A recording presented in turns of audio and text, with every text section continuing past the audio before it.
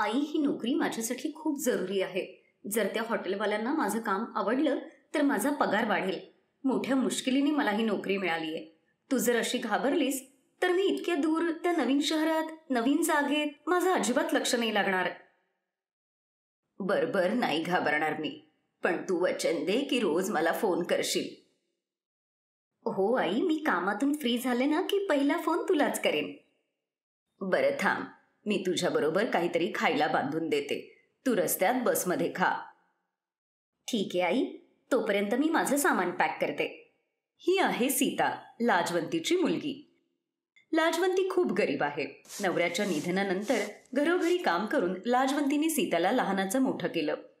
सीताने गावात राहूनच 12वी पर्यंतचं शिक्षण पूर्ण केलं. सीताला पुढे शिकायचं होतं, पण गेल्या 1 वर्षापासून लाजवंती आजारी होती. त्यामुळे सीताने आपल्या कॉलेजच्या शिक्षणाचा विचार बदलला आणि नोकरी शोधू लागली. सीताची लहानपणीची मैत्रीण आशाला काही महिन्यांपूर्वी दिल्लीतल्या एका हॉटेलमध्ये नोकरी लागली होती. आशा जेव्हा गावाला आली तेव्हा सीताने तिच्या नोकरीबद्दल विचारलं. मग आशानेही तिला त्याच हॉटेलमध्ये नोकरी दिली. दुसऱ्या दिवशी सीता नोकरीसाठी दिल्लीत जाते. हॉटेलमध्ये आशा तिला सगळं समजावून सांगते. सीता खूप मेहनतीने हॉटेलमधलं काम करू लागते. शहरातले सगळ्यात मोठे व्यापारी मिस्टर जगन्नाथजींची मुलगी गीता आज संध्याकाळी तिच्या बर्थडे सेलिब्रेशनसाठी आपल्या हॉटेलमध्ये येणार आहे. सगळ्या स्टाफला तिच्याकडे नीट लक्ष द्यायचंय. जगन्नाथजींची मुलगी गीताला कसलीही अडचण होता कामा नये, कारण ती पहिल्यांदा आपल्या हॉटेलमध्ये येतेय. हो सर, आम्ही पूर्ण काळजी घेऊ. मी ऐकलंय की ती परदेशात शिकलीये आणि ती खूप नखरेवाली आहे. आज सकाळीच मी तिचा रिसेप्शन काउंटरवर फोन घेतला होता. खूपच ॲटिट्यूडने बोलत होती. आपल्याला खूप बारीक लक्ष द्यायला लागेल. जरा जरी चूक झाली ना तर मॅनेजरचा राग मला माहितीये, उगाचच भडकतील. अच्छा, मग तर आपण नक्कीच काळजी घेऊ. अरे, आईचा फोन येतोय. हॅलो. हां आई. हॅलो सीता, वाढदिवसाच्या तुला खूप खूप शुभेच्छा बाळा. थँक्यू आई. माझ्या वाढदिवसाच्या दिवशी तुझा आशीर्वाद माझ्यासाठी खूप महत्वाचा आहे. आज सीताचा वाढदिवस आहे हे कळल्यावर सगळा स्टाफ सीताला वाढदिवसाच्या शुभेच्छा देतो. अरे सीता, आज तुझाही वाढदिवस आहे. Happy birthday. Happy birthday Sita. नशिबाचा खेळ कसा असतो ना. आज तुझा वाढदिवस आहे आणि तू दुसऱ्या कोणाच्या तरी वाढदिवसाची तयारी करतेयस. आणि दुसरीकडे ती मुलगी जिचा आज वाढदिवस आहे ती किती नशीबवान आहे की ती एवढ्या मोठ्या हॉटेलमध्ये तिचा बर्थडे सेलिब्रेट करतेय. ते म्हणतात ना, सगळं नशिबावरच अवलंबून असतं. बरं, आता हे सोडा. आपल्याला खूप काम आहे, तयारी करायची आहे. सीता, तुला मॅनेजर साहेब बोलवतायत. हो, मी आत्ता येते. सीता, मी तुला एक स्पेशल ड्युटी देतो. गीता मॅडमला वेलकम करण्यासाठी तुला गेटवर उभं राहायचंय. त्या जशी एंट्री घेतील तुला त्यांच्याबरोबरच राहावं लागेल. आणि नीट काळजी घे की त्यांना काही कमी पडणार नाही. आणि एक काम कर, या ड्रेस ऐवजी एक चांगला ड्रेस घाल, म्हणजे अजून चांगलं इम्प्रेशन पडेल. Okay sir. सीताला हॉटेलच्या गेटवरची ड्युटी मिळते. सीताकडे तर स्वतःचा असा चांगला ड्रेसही नव्हता, म्हणून आशा तिला तिचा एक सुंदर ड्रेस देते. सीता तयार होऊन गेस्ट येण्याची वाट बघत होती. तेव्हाच एक माणूस तिच्याकडे येतो. तुम्हाला गाडीजवळ कोणीतरी बोलावतंय. ओ, गीता मॅडम आल्या वाटतं. मी तिकडे जाऊनच बघते. चला तुम्ही. सीता तिकडे गाडीजवळ जाते तेव्हा अचानक काही गुंड तिला जबरदस्तीने गाडीत बसवतात आणि तिचं तोंड बांधून तिला बेशुद्ध करतात. हे सगळं इतकं अचानक घडलं की सीताला काही हालचालच करता आली नाही. गाडी सुनसाम रस्त्यावरून जात होती. तेवढ्यातच गीताही हॉटेलच्या बाहेर येते. सगळेजण गीताला बघून आश्चर्यचकित होतात. गीता सेम सीतासारखीच दिसत होती. अगं सीता, तू इथे काय करतेयस? तू या गाडीत का बसलीयस? चल बाहेर ये. गीता मॅडम येण्याची वेळ झालीये. एक्सक्यूज मी, हा काय उद्धटपणा आहे? तुमचा स्टाफ गेस्ट बरोबर असे वागतात? माझं नाव गीता आहे, सीता नाही. तुम्हाला कळलं नाही का की आज माझा बर्थडे आहे आणि मी इथे सेलिब्रेट करायला येतेय? गीता, असं कसं होऊ शकतं? तू तर सीता आहेस. मॅडम आशा बरोबर बोलतीये. तुमचा चेहरा आमच्या एका स्टाफ मधल्या सीता सारखाच आहे. गीता हे सगळं ऐकून आश्चर्यचकित होते. मी आत्ता सीताला बोलवून आणते. ती गेटवरच ड्युटी करत होती. तेव्हाच एक मुलगा तिथे पळत पळत येतो. सर, सीताला काही गुंड पकडून कारमध्ये घेऊन गेले. सीता बेशुद्ध होती. मी मागे पळत गेलो पण कार जोराने पुढे गेली. ते खूप बदमाश दिसत होते सर. गीता घाबरली होती. तिने आपल्या वडिलांना फोन केला आणि त्यांना सगळं काही सांगितलं. गीताचे आई वडीलही तिथे आले. मॅनेजरकडे सीताच्या आईचा फोन नंबर होता. सीताच्या आईला जेव्हा सगळा प्रकार कळतो तेव्हा ती लगेच बसने दिल्लीला येते. अचानक सगळंच बदलतं. अगं लाजवंती, तू इथे? इतक्या वर्षांनी तुला बघतीये. तू कुठे गायब झाली होतीस? मला माफ करा बाईसाहेब, माझ्याकडून खूप मोठी चूक झाली. सीता तुमची मुलगी आहे, गीताची जुळी बहीण. त्या रात्री तुम्ही एक नाही 2 मुलींना जन्म दिला होता. माझ्या मनात ईर्ष्या निर्माण झाली. मला मूल नव्हतं म्हणून मी तुमची एक मुलगी चोरली आणि माझ्याबरोबर गावाला घेऊन गेली. पण मला माहीत नव्हतं की माझ्या चुकीची शिक्षा सीताला मिळेल. माझी जुळी बहीण सीता. पप्पा, सीताला वाचवा. मला माहितीये हे काम कोणाचं आहे ते. मला वाटतं अशोक सीताला गीता समजला आणि माझा बदला घेण्यासाठी त्याला गीताला किडनॅप करायचं होतं. काळजी करू नको, तो जास्त लांब गेला नसेल. आपण पोलिसांच्या मदतीने त्याला नक्कीच पकडू. गीताचे वडील जगन्नाथजींनी पोलिसांना फोन करून सगळी माहिती दिली आणि पुढच्या 2-3 तासात पोलीस अशोकला पकडतात.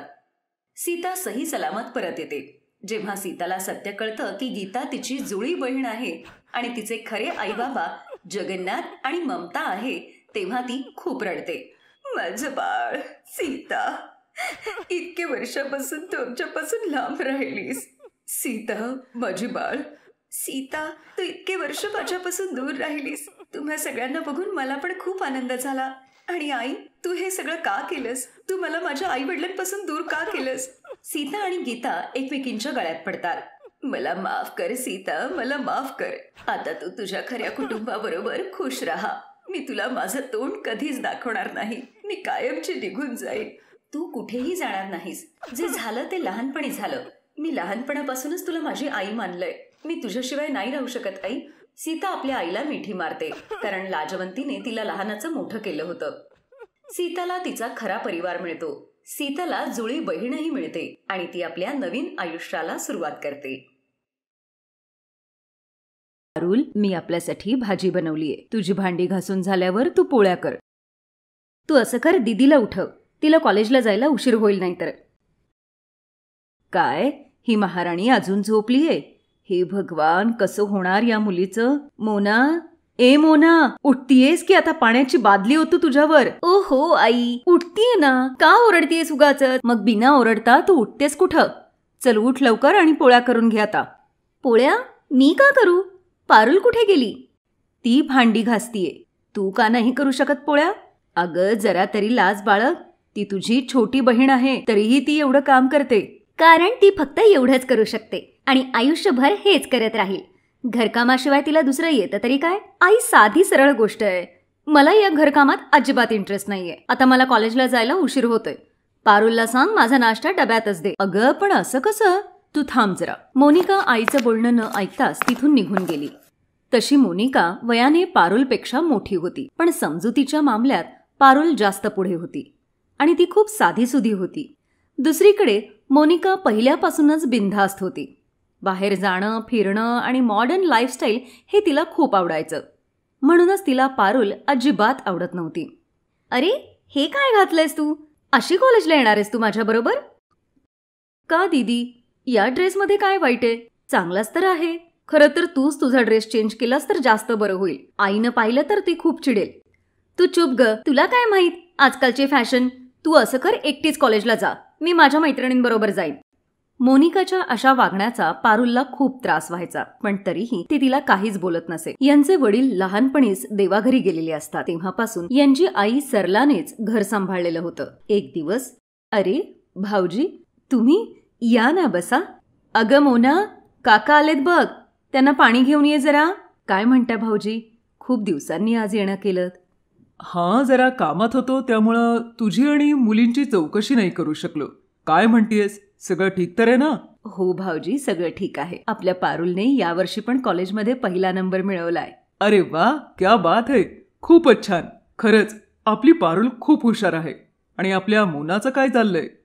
बस आता तिचं काय सांगू भाऊजी, तुम्हाला तर सगळंच माहितीये. अगं एवढी काळजी करू नकोस. आपली मोना पण खूप चांगली मुलगी आहे. सरला, मला जरा तुझ्याशी महत्वाचं बोलायचं होतं. तो माझा मुंबईचा मित्र आहे ना, रामनाथ. तेच का, जे आपल्याला सोनीच्या लग्नात भेटले होते? त्यांचा मुलगा डॉक्टर आहे. काय बरं नाव होतं त्याचं? अनिकेत.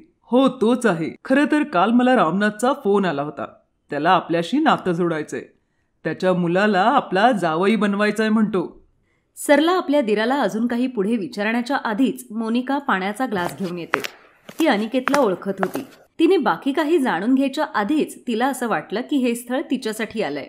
नमस्ते काका, तुम्ही त्यांच्याबद्दलच बोलताय ना, ज्यांचं मुंबईत पण घर आहे आणि दिल्लीत पण? हो बेटा, रामनाथचा मुलगा अनिकेतला आपली पारुल पाहता क्षणीच आवडली होती.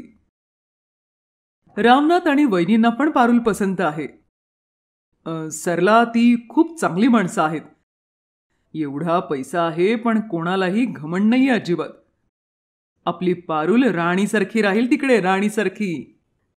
काका नाही, तुम्ही त्या लोकांना नाही म्हणून सांगा. पारुल माझ्यापेक्षा लहान आहे. तिचं लग्न माझ्या आधी कसं काय होऊ शकतं? का नाही होऊ शकत? एवढं चांगलं स्थळ आहे, तेही स्वतःहून विचारतायत. भाऊजी, आपल्याकडून तुम्ही हो म्हणून सांगा. राहिला प्रश्न लहान मोठ्याचा. प्रयत्न करू आपण की पारुलच्या लग्नाआधी हिच्यासाठी पण स्थळ बघायचं. मोनिका आपल्या आईचं बोलणं तोडू शकली नाही, पण तिला या गोष्टीचा खूप राग आला होता. मोनिकाने बऱ्याच अडचणी निर्माण करण्याचा प्रयत्न केला, पण तरीही ती पारुलचं लग्न मोडू शकली नाही. आता तर पारुलच्या लग्नाच्या आधी मोनिकाचंही लग्न ठरतं. तिलाही मिळालेलं घर चांगलं असतं.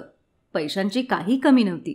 फरक फक्त एवढाच होता की मोनिकाचं सासर जवळच्याच गावात होतं. खरं तर सरलाने मोनिकासाठी शहरात बरीच स्थळं पाहिली, पण कुठे काही जमलं नाही. त्यामुळे नाईलाजास्तव मोनिकाला गावातल्या स्थळाला होकार द्यावा लागला. दोघी बहिणींचं लग्न अगदी धूमधडाक्यात होतं. मोनिका, तुला जर मी आवडत नव्हतो, माझं घर पसंत नव्हतं, तर तू माझ्याशी लग्न का केलंस मग? माझी चूक झाली. खरंच तुझ्याशी लग्न करण्याऐवजी मी बिनलग्नाची राहिले असते ना तर चाललं असतं. मला वाटलं मी तुझे विचार बदलू शकेन आणि मग आपण शहरात जाऊन राहूया, पण नाही, तुला तर इथेच गावात राहून आपलं आयुष्य बर्बाद करायचंय. खुशाल कर, पण मला हे नकोय, मी आधीच सांगते. हा, मग तूही माझं नीट ऐक. मी माझ्या आई वडिलांना एकट्यांना इथं सोडून शहरात कधीच येणार नाही, काहीही झालं तरी. ठीक आहे, मग इथेच राहा, मी जाते. लग्नानंतर 2 महिने सुद्धा मोनिका सासरी नीट राहू शकली नाही आणि ती सगळं सोडून आपल्या माहेरी आली. सरलाने खूप समजावून देखील तिने जराही ऐकलं नाही. एक दिवस, आई, एक गुड न्यूज आहे, तू आजी होणार आहेस. खरंच? अरे वा, अभिनंदन बाळा, मला खूप आनंद झाला. जावई बापूंना फोन दे जरा. आई, अगं ते आईबाबांना घेऊन गावाला गेलेत एका कामासाठी. आईबाबा थोडे दिवस तिकडेच राहणार आहेत. अच्छा, मग तू अशा परिस्थितीत एकटीच राहणार का आता? नाही आई, हे परवा परत येतील. तसं नाही ग, जावई बापू तर दिवसभर त्यांच्या कामात बिझी असतील.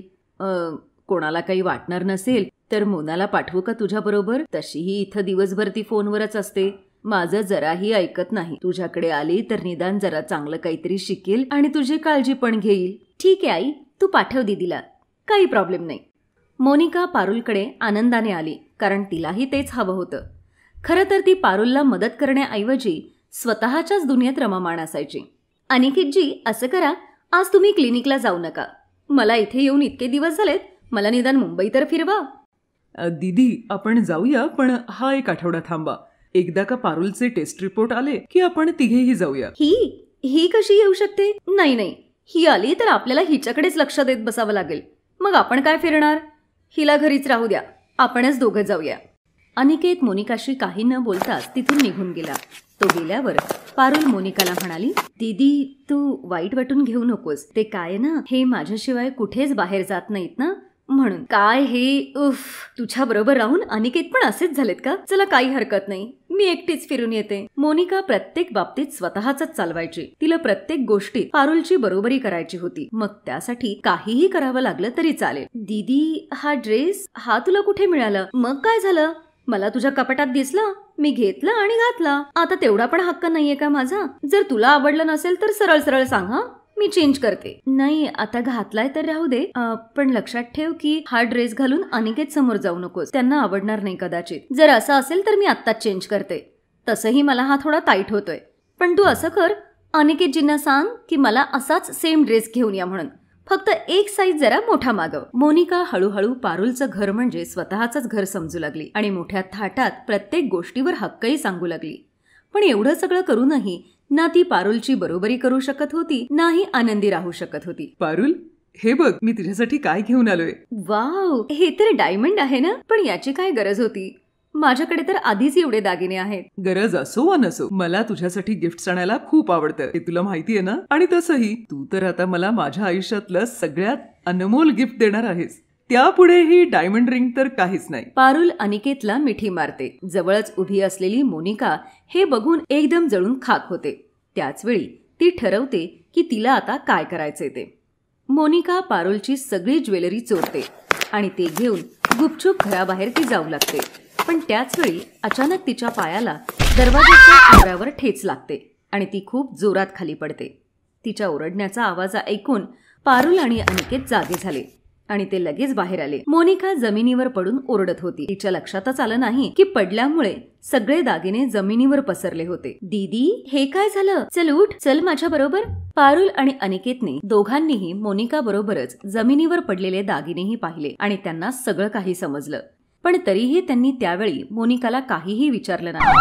ते तिला घेऊन हॉस्पिटलमध्ये गेले आणि तिच्यावर उपचार केले. मग घरी आल्यावर, दीदी तू आराम कर, मी तुझ्यासाठी काहीतरी खायला घेऊन येते. नाही थांब जरा, मला तुला काहीतरी सांगायचंय. ते दागिने. काही बोलू नको दीदी, आपण याच्यावर नंतर बोलूया. नाही, मला आत्ताच बोलू दे, नाहीतर नंतर माझा धीर होणार नाही. मला माफ कर पारुल. खरं हे आहे की मी नेहमी तुला माझ्यापेक्षा कमी लेखलं. पण जेव्हा तुझं लग्न माझ्यापेक्षा यशस्वी झालं तर मला हे सहन झालं नाही. पण मी तरी काय करू? मला ते गावात राहणं अजिबात आवडत नव्हतं. मला तुझ्यासारखं शहरात येऊन ऐशोआरामातली जिंदगी पाहिजे होती. नाही दीदी, तुझे हेच विचार चुकीचे आहे. गाव असो वा शहर, परिवार आपापल्या जागी असतो. फक्त गरज असते ते ती मनापासून स्वीकारण्याची. आणि राहिला प्रश्न ऐशोआरामाचा, ते तर आपण आपल्या वेळ आणि परिस्थितीनुसार कधीही बदलू शकतो. फक्त आपले विचार आणि नियत चांगली पाहिजे. मोनिकाला पारुलचं म्हणणं पटतं. त्या दिवशी तिने पहिल्यांदा पारुलला एक छोटी बहीण म्हणून खूप प्रेमाने जवळ घेतलं आणि मग सगळंच बदललं. पारुलच्या सांगण्यावरून मोनिका पुन्हा आपल्या घरी गेली आणि आपला संसार पुन्हा आनंदाने करू लागली. Best buddies. हॅलो मित्रांनो, हा व्हिडिओ पाहिल्याबद्दल धन्यवाद. जर तुम्हाला हा व्हिडिओ आवडला असेल तर कृपया लाईक, सबस्क्राईब आणि कमेंट नक्की करा. आणि हो, शेअर करायला पण विसरू नका. अजून असेच मजेदार व्हिडिओ पाहण्यासाठी खाली दिलेल्या घंटीला दाबा. बघत रहा बेस्ट बडीज.